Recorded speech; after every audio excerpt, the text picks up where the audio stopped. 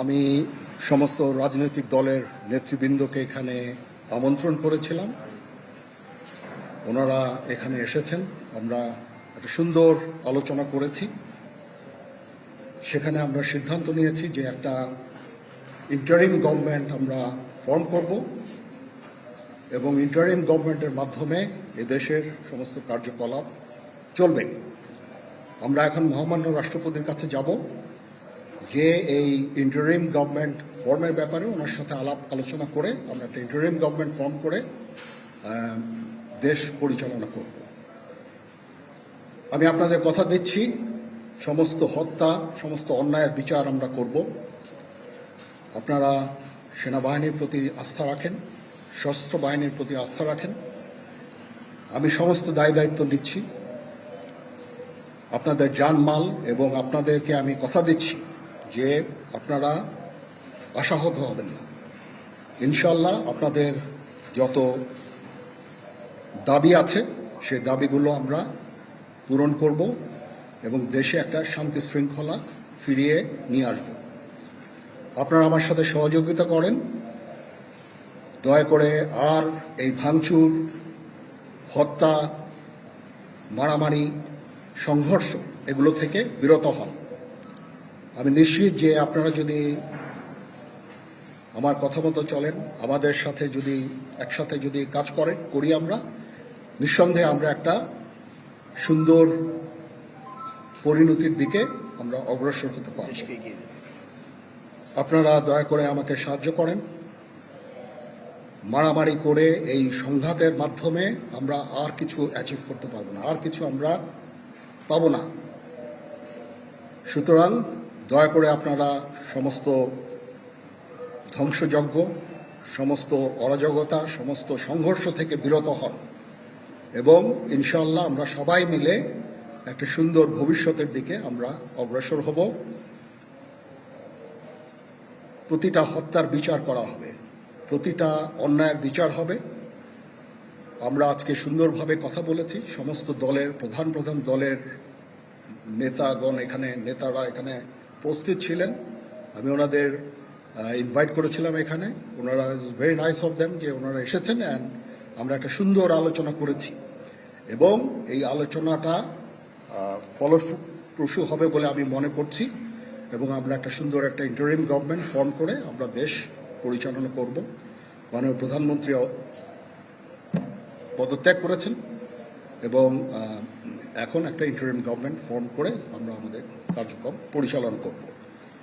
আপনারা একটু ধৈর্য ধরেন, আমাদের কিছু সময় দেন। ইনশাআল্লাহ আমরা সবাই মিলে সমস্ত সমস্যার সমাধান করতে সক্ষম হব।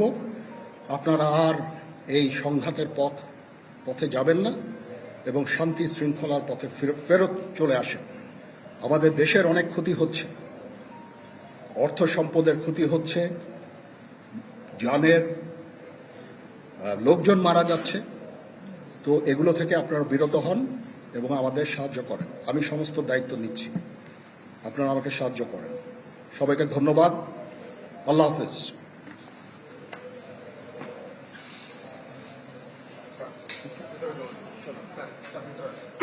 আপনারা কি কোনো প্রশ্ন করতে চান? Any queries?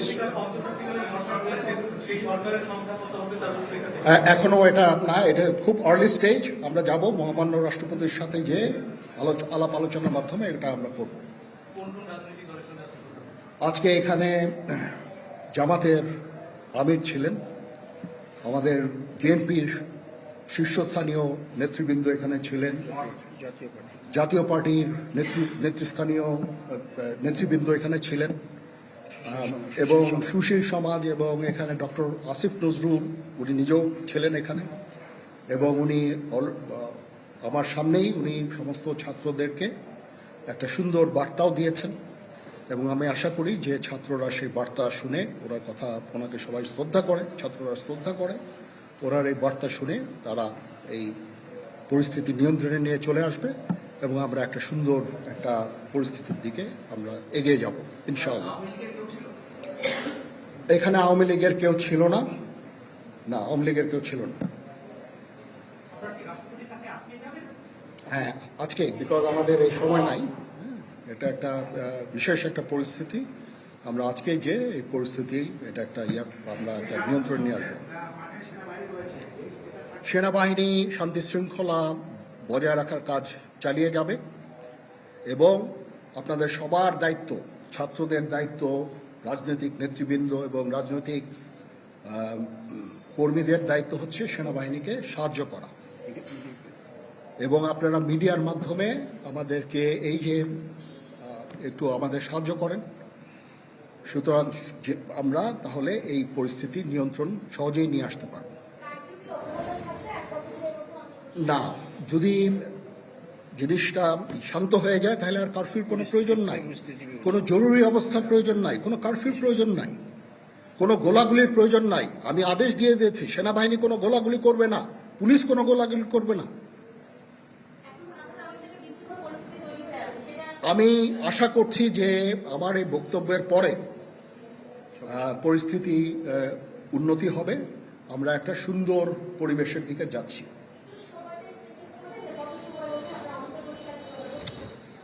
আমরা এটা না, আমি আজকে রাতের মধ্যে একটা আমরা সলিউশনে যাওয়ার চেষ্টা করবো, বাট আমাদের হয়তো 2-1 দিন সময় দিতে হবে। এটা আমরা এখনো এটা টু আর্লি, আমরা যাচ্ছি যে আমরা কথা বলবো মহামান্য রাষ্ট্রপতির সাথে, আমরা একটা সুন্দর সলিউশনে আমরা পৌঁছাবো।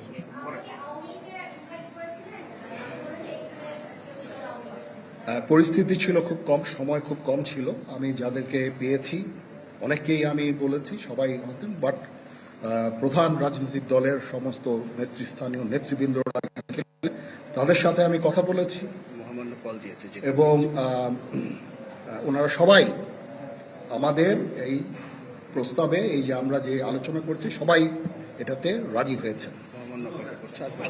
এখানে মমিনুল হক সাহেব ছিলেন, এখানে জামাতের আমির ছিলেন, জুনায়েদ সাকি উনি ছিলেন, তারপরে ডক্টর আসিফ নজরুল ছিলেন।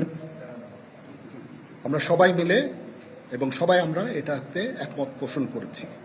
এখন ছাত্রদের কাজ হচ্ছে যে শান্ত হওয়া এবং আমাদেরকে সাহায্য করা।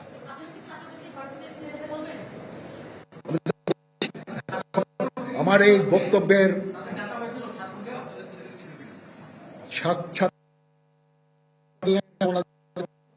ডক্টর আসিফ নজরুলকে রিকোয়েস্ট করেছি, যেহেতু ওনাকে ছাত্ররা শ্রদ্ধা করেন এবং উনিও একটা সুন্দর একটা ভিডিও মেসেজ উনি দিয়েছেন ছাত্রদের জন্য। আমি আশা করব যে এই ভিডিও মেসেজটাও কাজে ইয়াদ হবে, কাজ দিবে। এইভাবে আমরা কাজ করে যাব। সবাই ভালো থাকেন, সবাই ভালো থাকেন, সবাইকে ধন্যবাদ। এখানে আপনারা যত প্রশ্ন করতে থাকবেন আমাকে দেরি করাবেন। It is too early, it's too early. আমরা কাজ করছি, আমাদের একটু কাজ করতে দেন, একটু সময় দেন, আমরা একটা সলিউশনের মধ্যে আমরা যাব ইনশাআল্লাহ। হ্যাঁ, আপনারা সবাই যারা আন্দোলনরত, যারা ছাত্ররা আছেন, আন্দোলনরত যত লোকজন আছেন, দয়া করে ঘরে ফিরে যান। সবাই ভালো থাকেন, আল্লাহ আমাদের মঙ্গল করুক। আল্লাহ হাফেজ।